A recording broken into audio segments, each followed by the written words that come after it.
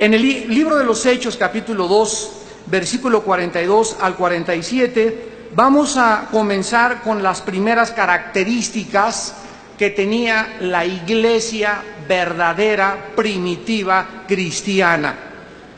Dice Hechos 2, 42 al 47, y perseveraban en la doctrina de los apóstoles. En la doctrina de los apóstoles, lo cual actualmente se ha abandonado. Y ahora se escucha continuamente esta frase: no hablemos de doctrina. Las doctrinas nos dividen.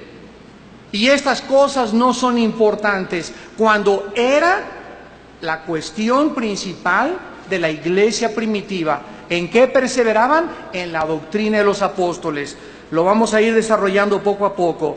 En la comunión unos con otros, o sea, continuamente los cristianos primitivos tenían reuniones, comían juntos, cenaban juntos, buscaban la oportunidad de vivir y compartir las cosas espirituales.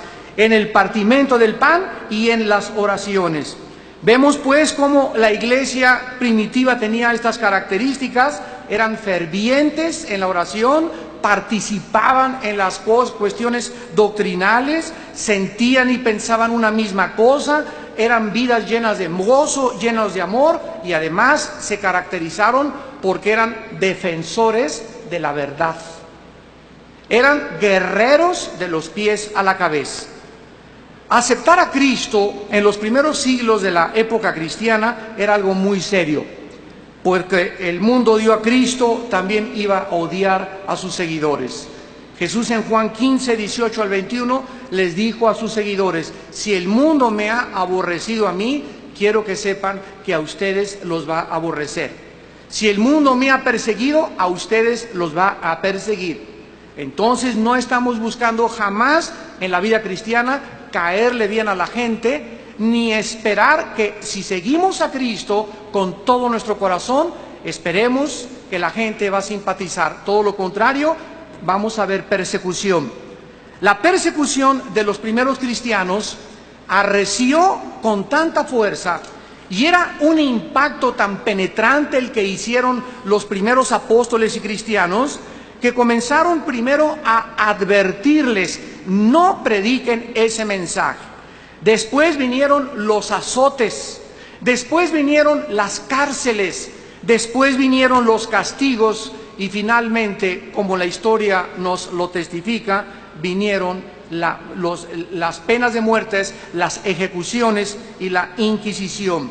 El primer mártir de la iglesia fue Esteban. Hechos 7, 54 en adelante, dice la Biblia que cuando Esteban pudo presentarles toda la historia desde Abraham hasta sus días a los religiosos llamados fariseos, ellos estaban tan enojados, ellos estaban tan llenos de amargura, que no pudiendo resistir el espíritu de sabiduría de Esteban, tomaron piedras y lo comenzaron a lapidar, hasta que Esteban, cuando comenzó a recibir las primeras pedradas, Dios le abre los cielos y le da una gracia especial al primer mártir de la iglesia cristiana. Y antes de morir, Esteban ve a Cristo sentado, a Jesús a la diestra del Padre Celestial. Esto nos muestra que Dios nos da un mensaje a través de Esteban. Todos aquellos que habremos algún día de morir como mártires, no tengas que preocuparte que si vas a aguantar la tortura o si vas a defender tus convicciones. Dios nos promete a aquellos que vayan a morir como mártires que en el momento de la muerte Él estará con nosotros. Él nos dará una gracia especial para que en el momento de la muerte no le neguemos. Y si no le negamos cuando estábamos vivos, mucho menos le vamos a negar a la hora de morir. Uno de los más grandes mártires, Policarpo, en el siglo II, estaba colgado en la hoguera y se acerca el soldado romano y le dice: Policarpo, ¿qué no sabes que todo el mundo está contra ti? El César te da la última oportunidad para que te arrepientas y niegues al Jesús llamado el Cristo. Y dice Josefo y Tácito, los historiadores romanos de esa época, que Policarpo le contestó al soldado romano y le dijo: durante 85 años he servido a mi Señor. ¿Cómo habría yo de negarle a la hora de mi muerte. Después de Esteban, la persecución oficial contra la iglesia cristiana se inició con el incendio de Roma, cuando el emperador romano Nerón, en julio del año 64 después de Cristo, incendia la ciudad durante 6 días y 7 noches. Nerón asesina casi 2 millones de cristianos, de acuerdo al escritor Tácito. Fueron quemados vivos para alumbrar los parques públicos. Fueron echados a los perros rabiosos, despedazados por bestias salvajes en el Coliseo romano. Les arrancaban con pinzas ardiendo la piel y las uñas. Los acostaban en su excremento y en su orín bajo pesadas cadenas, sin agua y sin comida, hasta que morían. Los sentenciaban a trabajar desnudos en las minas, latigueados y durmiendo en el piso. El apóstol Pablo, en su primera carta a los Corintios, capítulo 4, versículo 11, escribe y dice: hasta esta hora padecemos hambre, tenemos sed, estamos desnudos, somos abofeteados y no tenemos morada fija. Nos fatigamos trabajando con nuestras propias manos, nos maldicen y bendecimos, padecemos persecución y la soportamos, nos difaman y rogamos. Hemos venido a ser hasta ahora como la escoria del mundo, el desecho de todos. Uno se pregunta, cuando comienza uno a revisar la historia de la iglesia, si los cristianos actuales estamos hechos de la misma pasta. Cristianos actuales que de todo se quejan, de todo murmuran. Ya no voy a la iglesia porque la hermana me miró feo, y el pastor me habló muy duro y me voy a otra iglesia. Y cuando nosotros estudiamos todas estas cosas, nos damos cuenta que algo hemos perdido. Y algo ha salido de nuestra vida. Yo les decía a unos pastores hace poco, me hablaron de Colombia: hermano, ¿puede usted venir a predicar? Y ¿saben lo que me preguntan? Que cuántos eran mis honorarios. ¿Cómo que cuántos eran mis honorarios? Sí, ¿cuánto nos va a cobrar por venir? Y le dije, ¿de dónde sacaron eso? Hermano, es que en el último año los predicadores que vienen nos cobran y nos exigen hotel 5 estrellas, una limusina del aeropuerto y por lo menos $500 diarios. Y les digo, ustedes tienen la culpa por invitarlos, porque esas personas se llaman mercenarios del evangelio. Un siervo de Dios que te cobre o que te diga o que te ponga un precio para ir a una ciudad, no lo invites. El otro día estábamos en Puerto Vallarta y llegan a recogernos al hotel en una camionetita sin aire acondicionado, y me dicen los hermanos: disculpe usted, hermano, que vengamos sin aire acondicionado en la camioneta. Y les dije, pues ¿quién cree que soy yo?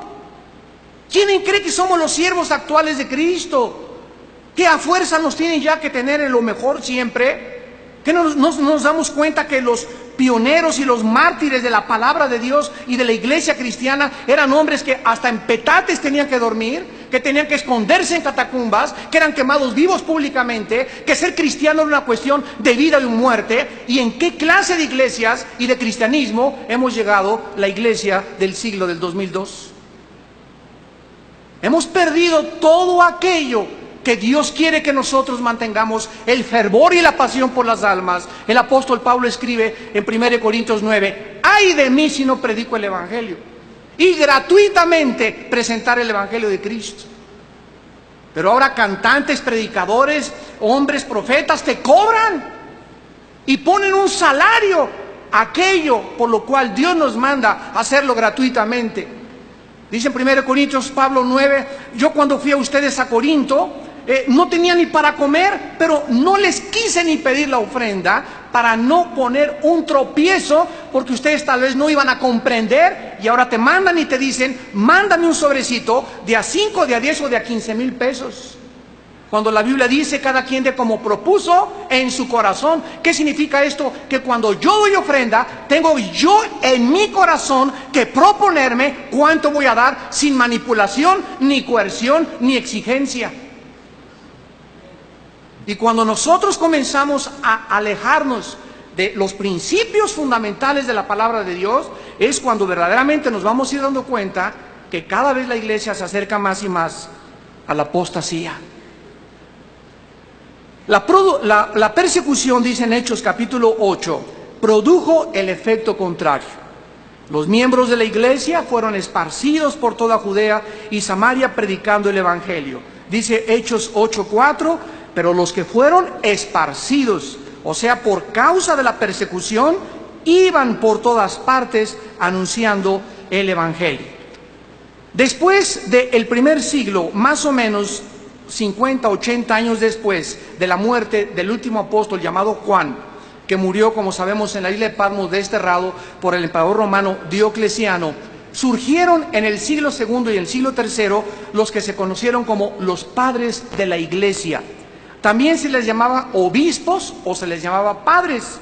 En el año 150 después de Cristo aparecieron los padres apostólicos. Se caracterizaron por edificar la iglesia a través de la doctrina. En el año 180 después de Cristo aparecieron los apologistas, que fueron hombres que comenzaron a defender la Biblia y la fe ante los ataques y las herejías arrianianas. Se les llamaba así porque atacaban que Jesús no era Dios, que Dios no es tres personas, que no existía la Trinidad, y se levantó este grupo llamado los apologistas. Después vinieron en el año 225 después de Cristo los polemistas o también los micenos, que defendieron también las herejías contra la iglesia. Y finalmente, en el año 300 al 450, que fue cuando apareció el primer papa, se levantaron los teólogos científicos que estudiaban la teología para aplicarla a las modalidades filosóficas y científicas del pensamiento de esos tiempos. Todo esto, las cuatro características de los apostólicos, los apologistas, los polemistas y los científicos, se ha desvanecido de la iglesia actual. Hace poco tuvimos una conferencia en México, en un canal de televisión, y uno de los problemas era que la persona que estaba ahí hablando nos tenía clasificado y nos decía: es que ustedes los cristianos todos son una bola de ignorantes. Ustedes no tienen respuestas ni a la fertilización in vitro, no podían contestar qué es la eutanasia, nadie podía contestar un pastor si es permitido la clonación, cuáles son las bases científicas y las bases morales para decir que la clonación es algo en contra de la palabra de Dios. ¿Qué pruebas me puede usted dar de que el aborto realmente no es, puede ser legítimo? ¿Está en contra del condón del cristianismo? Y todas estas preguntas, hermanos, nosotros necesitábamos contestarlas. ¿Qué harías si te preguntaran una señora en consejería en tu iglesia: oiga, hermano pastor, pues fíjese que no podemos tener hijos, podemos bíblicamente tener un hijo a través de una fertilización in vitro? Y tú le contestas: ¿con qué se come eso? ¿Cuál es nuestra opinión ante un periodista acerca de la eutanasia?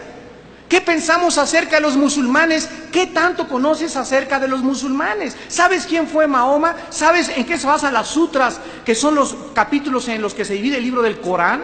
¿Sabes realmente si es verdad o no es verdad lo que dijeron en el canal 13, que no es verdad que el Corán implique nunca contra la guerra? Eso lo dijo un comentarista de este canal, diciendo que él había traducido el Corán al español y que no había ningún versículo que dijera que eran bélicos los musulmanes.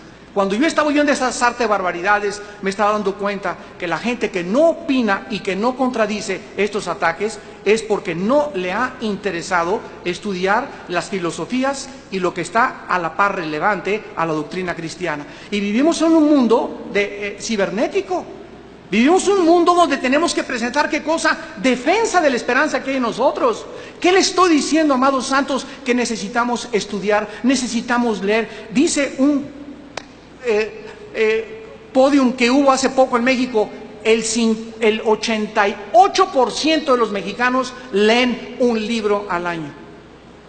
México es de los últimos países en el mundo donde se lee, comparado con 42 a 55 libros que se lee un francés, un italiano o un inglés en Europa. Y aquí no estoy diciendo que debemos de conservar el intelecto, pero por favor, por lo menos lee libros cristianos, ya deja el Calimán. Hermano, yo aquí, ¿cómo puedes saber? Pues leyendo. Una vez me preguntó un estudiante de teología: hermano, ¿cómo puedo saber esto? Que la ciencia, pues leyendo. Cultivando nuestro intelecto, cultivando nuestra memoria. Si tú no lees y no desarrollas el bendito hábito de la lectura, ¿dónde está en la Biblia? Pablo le dice a Timoteo: mientras voy, ocúpate en la lectura. Un cristiano, estás en el banco, puedes estar leyendo la Biblia, memorizando la palabra, en cualquier cola, en el supermercado, en tu coche, en cualquier momento que tú tengas libre, lee. Y mientras tú no tengas esa hambre por conocer, esa hambre por saber, te vas a quedar en la mediocridad, te vas a quedar estancado. Y Dios no nos llamó a eso. Dios no nos llamó como Daniel, que podamos superar, que hay un espíritu superior, porque ese espíritu lo tenemos, y que podamos, a la luz del siglo que vivimos, presentar defensa del Evangelio, a la luz y a la relevancia de los avances tecnológicos y científicos y de la filosofía actual del siglo XX.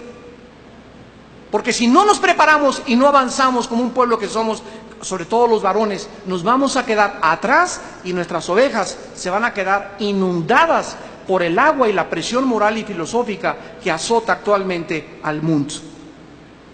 La Iglesia llega al año 306-337, cuando el último emperador romano, Constantino, escuchen esto de que Pedro fue el primer papa es muy fácil de debatir.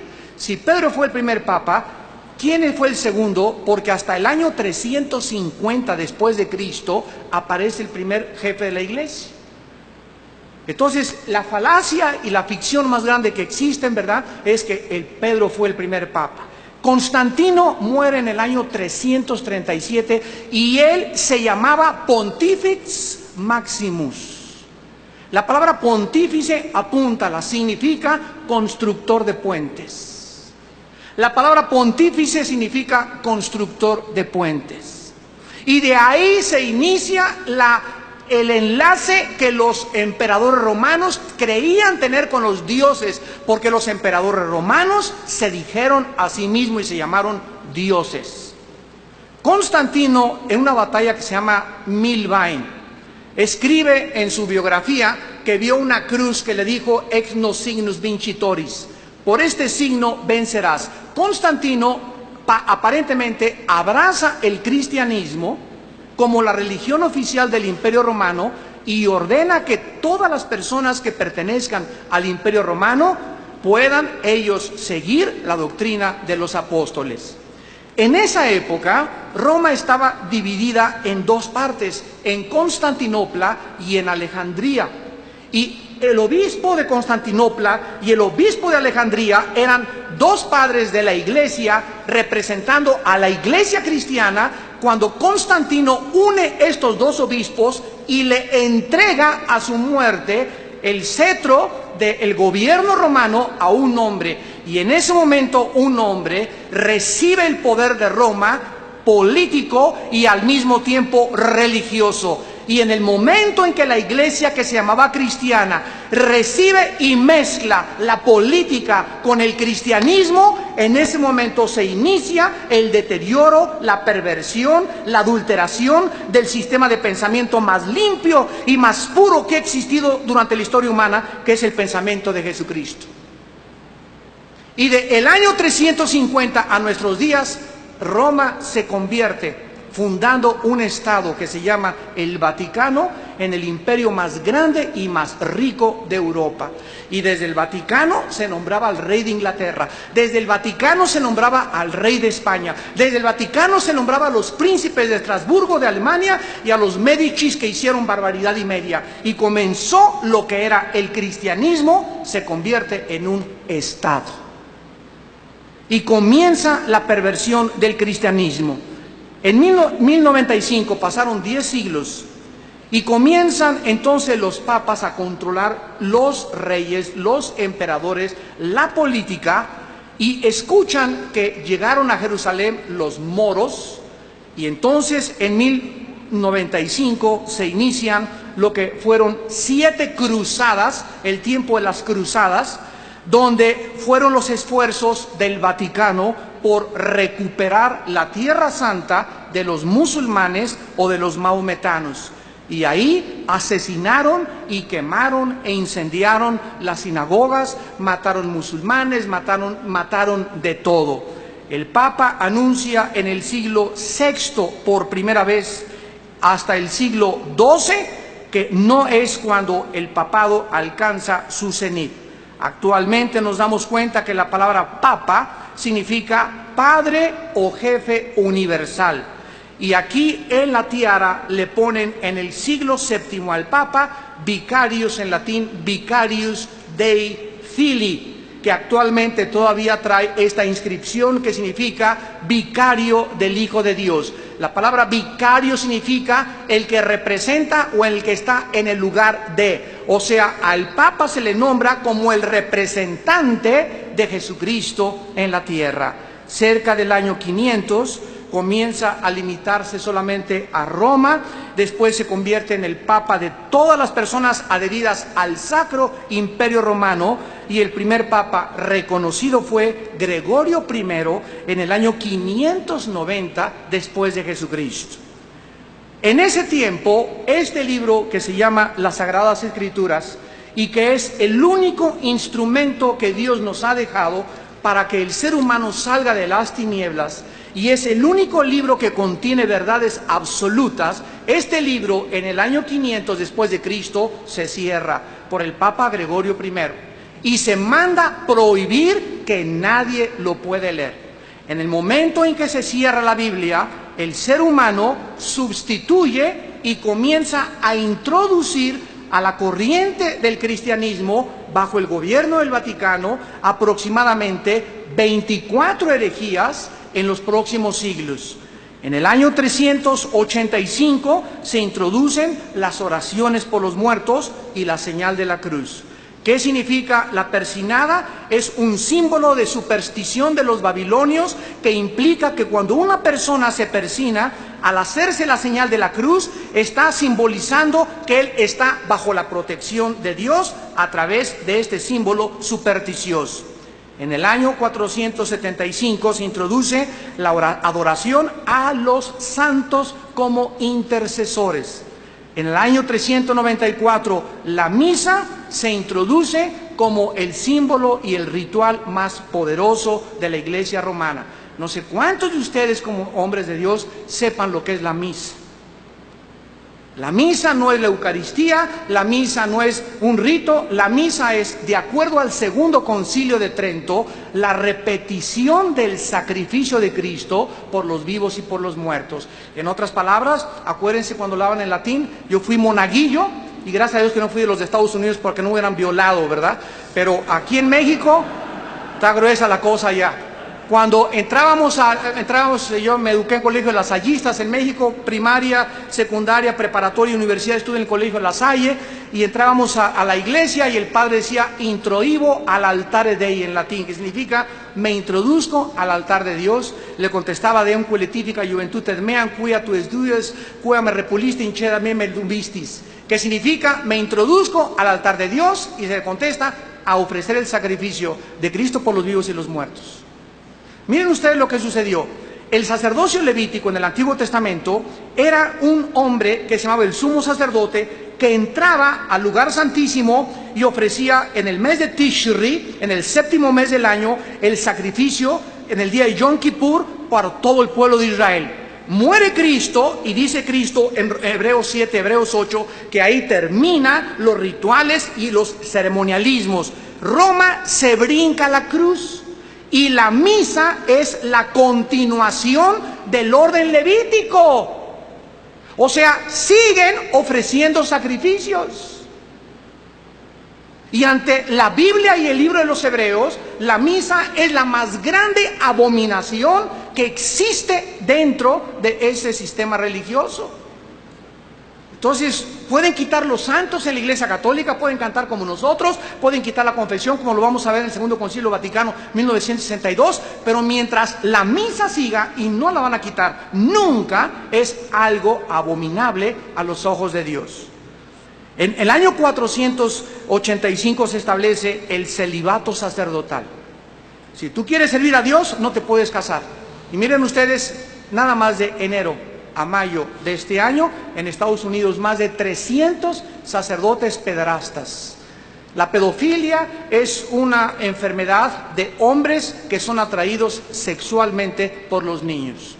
En la iglesia cristiana oímos, ¿verdad?, que sacerdotes hay un adulterio que se fue con la del coro, etcétera, etcétera, etcétera. Pero ningún sistema religioso, ni los musulmanes, ni los judíos, ni los budistas, ni los cristianos evangélicos hemos oído tal abominación en los últimos 3 o 4 siglos. Que 300 hombres hayan abusado de niños menores de 12 años sexualmente. ¿Quién tiene la culpa? La culpa la tiene el sistema.